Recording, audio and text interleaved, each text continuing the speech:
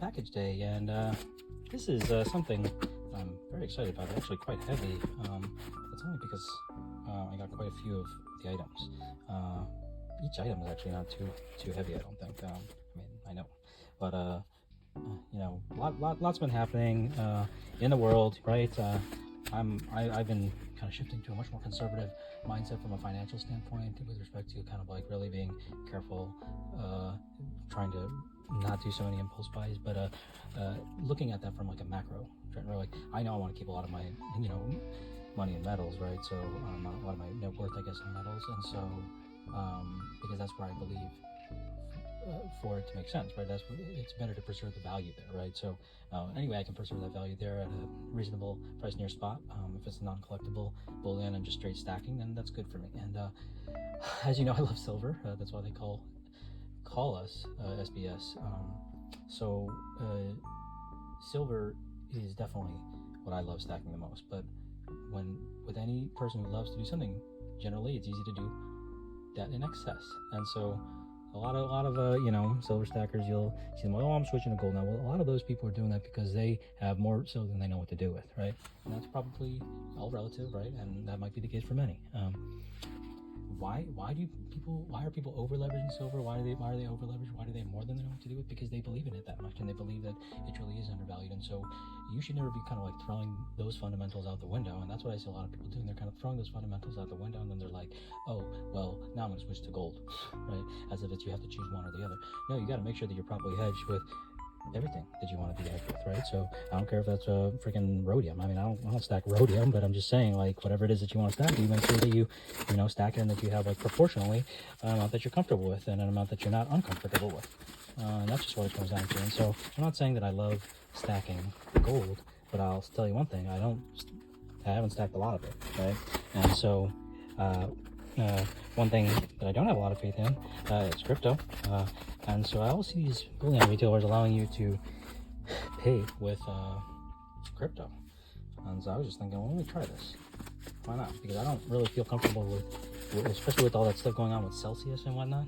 I don't really think that there's any safe place to keep your funds, especially Coinbase talking about all that. Oh, well, you know, if we go bankrupt, well, then your money's not safe. Well, you know, the same way that, like, the only safe metal is the physical metal that's in your hand, well, the same goes for crypto, right? Unless you have it in, you know, a ledger that's locked away in your safe or something, I wouldn't trust anybody with that BTC of yours.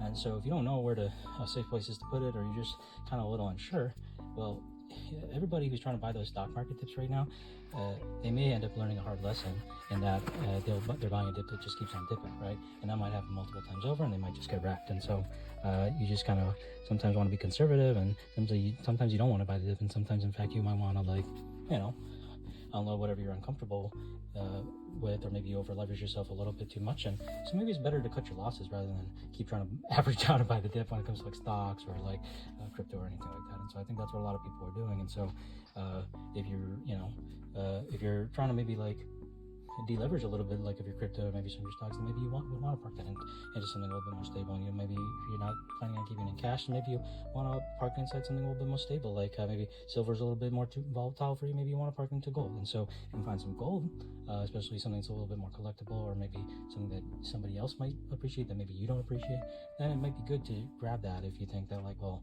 it's pretty close to spot. So that's all I'm going to say. Like, I guess I'm talking a lot before I open this. We're 5 minutes in, so already, and I haven't opened the box, but that's kind of what I'm saying, is like, before you understand why the hell I did what I did, just to understand, like, I was trying to maybe, like, add a little bit of a gold position, and I just didn't know how to do it, so this is how I decided to do it. So AppMax is where I tried to use those crypto funds to sold the BTC worth, basically, because I didn't want anything to do with it for now, for the time being. It's not, I do believe long term there's quite a lot of upside, but for now I just didn't feel like wanting anything to do with it, and so I used that crypto to then buy that. and I also added to that stack via another seller. And that's what you see in this box, just a little bit more of an extension of what we already see here. So, you know, very securely packed. We'll keep opening these layers, and hopefully we'll get to the last onion layer eventually.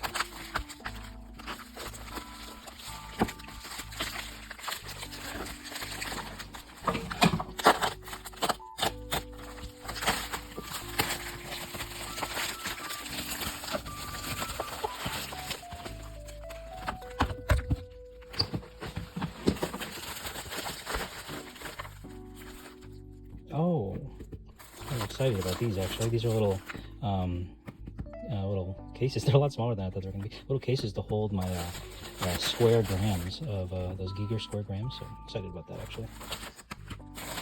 This is actually what I picked up quite a few of actually.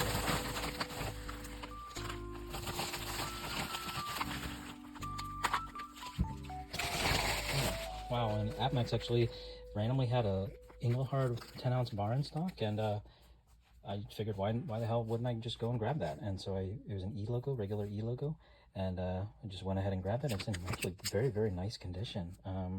So I was excited to pick that up. I also have more prospectors, but as you know, I have quite a few prospectors already, and so I thought that that was probably not worth grabbing. This is actually a damaged Armillary coin.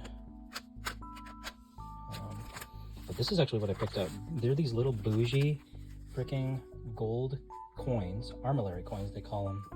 And these things are actually legal tender, $100 legal tender in Cook Islands, $25 for each of these little concentric circles.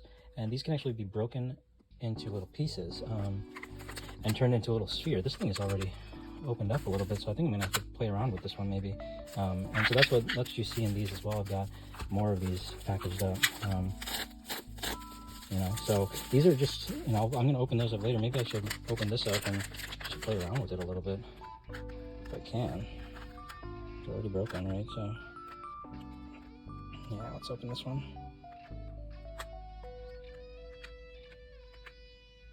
Wow, should probably grab some gloves. I'm very nervous actually. So yeah, let me grab some gloves. I don't want to, you know, get my nasty fingerprints all over this. Not exactly sure how this works. Wow.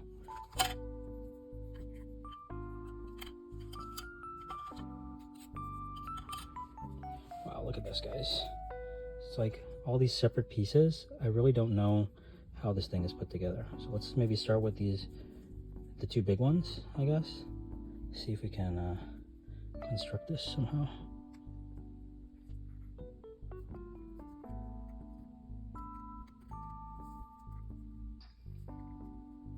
Yeah, I don't really know how this thing is put together.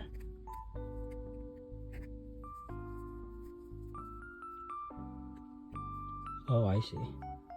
It's gold, right? So you just kind of like link them together somehow. Because, you know, gold is bendable a little bit, right?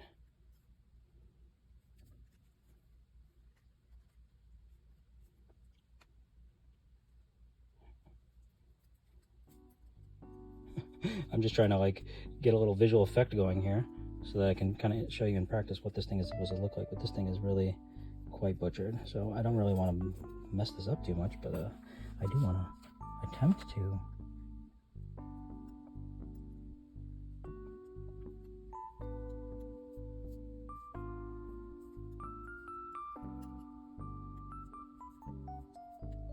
Okay, so we just put that together to get both of those together. Now I'm going to put this together.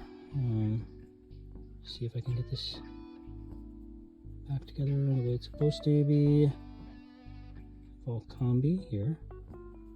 I'm just trying to get the letters aligned with each other and get this put together the way it's supposed to be. Well, hopefully scratching this too much. So I've gotten almost all concentric, and now this last one, each of these, by the way, is 1/4 an ounce of gold.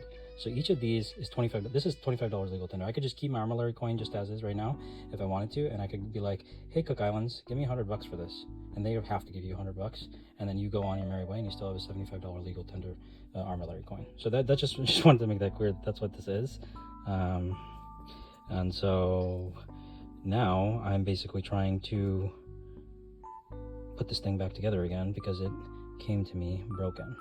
Thank you, AppMex, for sending me broken stuff. You know, that's why they just don't care about their customers. All right, I'm trying to invest my hard-earned money. I paid like a lot of money for each of these things, and they're sending me freaking broken things, and I'm sitting here on camera with you trying to fix this stuff. But anyway, so now I've fixed what they gave me that was broken, and now in order to, yeah, it's really difficult, honestly. It's really difficult to get this thing to be like the Armillary sphere, like we had intended it to be, or like it had been intended to be in the first place. So, trying, and I'm quite annoyed. So anyways, what I'm going to do is I'm going to do my best to align this. I'm going to get it back inside its case. I think, you know, if you're trying to buy one of these, you probably shouldn't be buying it so that you could freaking showcase it as a pendant and, you know, wear it around to parties, because somebody's probably going to mug you, and it's probably not like wise to do that anyways. But I do think that this is like a very cool collectible way to hold gold, and, you know, you can always rely on the melt value, but I don't think you would really need to, since these are like kind of lower mint legal tender actual coins. This is not a bar, this is not a novelty piece, this is actual coin, legal tender. And so I think because of that, it's kind of important that not important, I think it's important to note that like it can only be that unsafe an investment because you can rely on the legal tender backing, you can rely on the melt value of the metals. There's multiple ways to hedge yourself when you buy something like this. I remember I think on Salve Metal, yeah, you posted up a, you know, one of those dragon gold bars, right? Well, that's actually a gold bar coin, right? That's a coin because that's legal tender, and so that has that extra backing of legal tender, and so that's what makes that useful, right? And so that's what gives it a little bit more utility, makes it a little bit more liquid. So anyways, I hope you enjoyed this unboxing of tons and tons and tons of Armillary coins by Valcambi, Swiss.